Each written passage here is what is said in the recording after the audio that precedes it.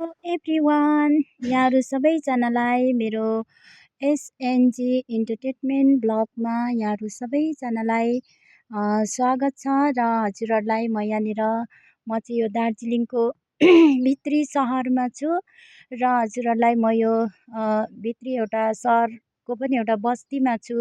यहाँ चाहिँ धेरै टुरिस्टहरू घुम्न आउनुहुन्छ र हामी चाहिँ अहिले यो होमस्टेमा आइपुगेका छौँ र यो होमस्टे चाहिँ एकदमै एकान्त हरियाली सुन्दर वातावरणमा रहेको छ। र यहाँनिर यो होमस्टेमा चाहिँ यहाँ सेकुवा पोल्ने पनि छ।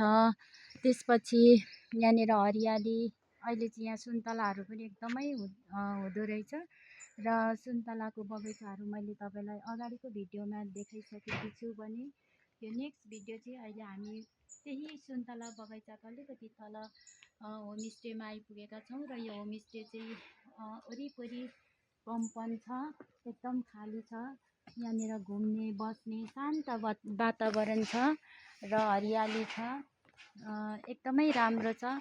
यो होमस्टेमा चाहिँ हजुरहरू पनि आएर बस्न सक्नुहुनेछ र यहाँको घरबेटी अङ्कल पनि एकदमै राम्रो हुनुहुन्छ र हजुरहरू जान्न चाहनुहुन्छ, यदि आउन चाहनुहुन्छ भने कमेन्ट गर्नुहोस् र आफ्नो कमेन्ट छोड्नुहोस् कमेन्ट बक्समा र म हजुरहरूलाई यो सबै लोकेसनहरू बताइदिनेछु।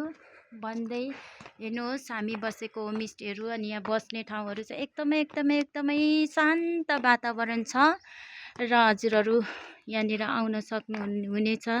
यदि घुम्न चाहनुहुन्छ भने यहाँ चाहिँ एकदमै राम्रो भ्यूजहरू छ, सुन्तलाहरू बगैँचाहरू छ। यहाँनिर चाहिँ बिरुवाहरू अहिले रोपेको छ, आगोमा आउँदा चाहिँ एकदमै राम्रो हुन्छ होला, देख्न सक्नुहुनेछ। र अलिक माथि चाहिँ मैले सुन्तलाको बगैँचाहरू देखाएँ र गाइस यस्तो छ है त।